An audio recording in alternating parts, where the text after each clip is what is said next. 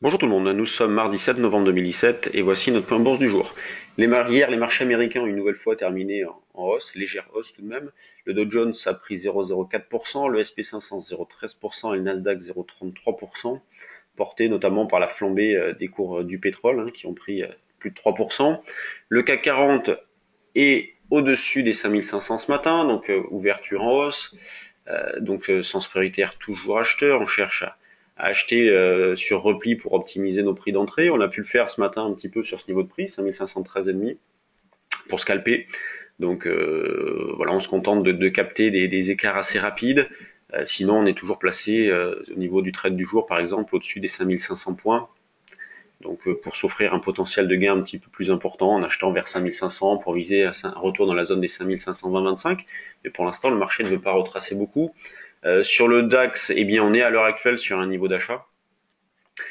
Sinon, plus bas, c'est au niveau de mon alerte ici, en pullback sur les plus hauts d'hier, autour de 13 480. Donc le DAX sous-performe un petit peu ce matin, c'est pas bien méchant, mais il retrace un petit peu plus que le CAC. Le CAC, vous voyez, reste en haut. Le DAX a retracé. L'eurodoll tend vers un biais neutre, dans la mesure où depuis l'alerte baissière d'il y a une semaine et demie maintenant, depuis la rupture des 1,1650, eh bien il n'y a pas eu vraiment de relais, on n'est pas très loin de ce niveau de prix, donc on tend vers un biais neutre.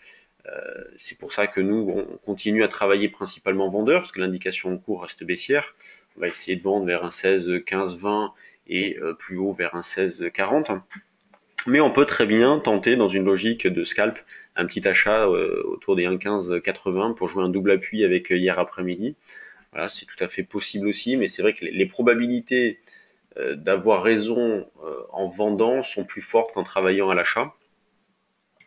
Sur les actions, pas mal de news ce matin. On a les chiffres de Bonduelle qui a confirmé ses objectifs. On a Selectis, donc la FDA a levé l'avis de suspension pour les 2 essais cliniques de phase 1 du produit candidat.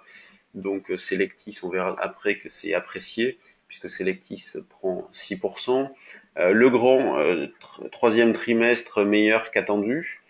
Vicat qui a sorti ses chiffres aussi, légère hausse de l'EBITDA, chiffre d'affaires 9 mois en hausse, croissance organique de 4%. Les chiffres de Villemorin, c'est décevant pour le coup. Voilà. Seul pépin du jour, Villemorin, tout le reste c'est plutôt bon. Et donc voyons sur les valeurs, celles qui suscitent de l'intérêt, vous voyez Ribert. Donc Ribert, un petit peu décousu, on a eu un retracement qui repart, on peut s'intéresser à cette valeur-là en intraday, pourquoi pas essayer d'en faire. Sinon celle à travailler, je pense, en intraday, c'est Avenir Télécom. Alors c'est sûr que c'est un tout petit dossier, mais il faut profiter de retracement pour acheter, elle est très suivie en ce moment. Vous voyez d'ailleurs la hausse du volume à partir du 1er novembre. Hausse du volume, donc alerte volume ce jour-là. Derrière, la valeur est partie, donc on peut essayer de la travailler en intraday. Inat Pharma aussi à surveiller. Pour l'instant, c'est un petit peu trop tôt. Le signal d'achat est loin d'être déclenché, mais on peut la mettre sous surveillance. Euh, voilà, sur les valeurs qui suscitent de l'intérêt, bon, CGG, c'est pas terrible. Hier, on a Metex qui a très fortement bougé. Pareil, pourquoi pas sur un petit retracement vers 2,35, dans la zone 2,35, 2,40, tenter des petits achats sur un Metabolic Explorer dans une logique à court terme. Sur les valeurs du CAC, il n'y a pas d'excès une nouvelle fois, on voit toujours grande régularité, beaucoup d'arbitrage avec voilà les pétrolières qui montent, comme je vous le disais tout à l'heure, dans le sillon du pétrole qui a pris 3% hier, donc technique plus forte hausse du CAC, Total, donc Total qui pèse quasiment 9% au sein du CAC, qui est parmi les plus fortes hausses. C'est ce qui explique la surperformance légère du CAC par rapport au DAX ce matin. Les bancaires qui se rattrapent, hier notamment la Société Générale n'était pas à la fête, elle a perdu 3,65%. Pour le reste, toujours grande régularité. Donc sur le fond, le contexte reste identique. On a des indices qui restent haussiers. On cherche principalement à acheter sur des retracements.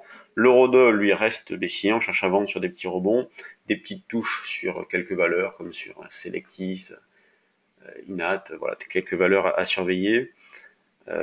Voilà, donc jeudi matin, pensez, day trading live pour ceux qui ont de l'intérêt, qui souhaitent passer 4 heures de trading avec nous, donc de 8h45 à 12h45 jeudi.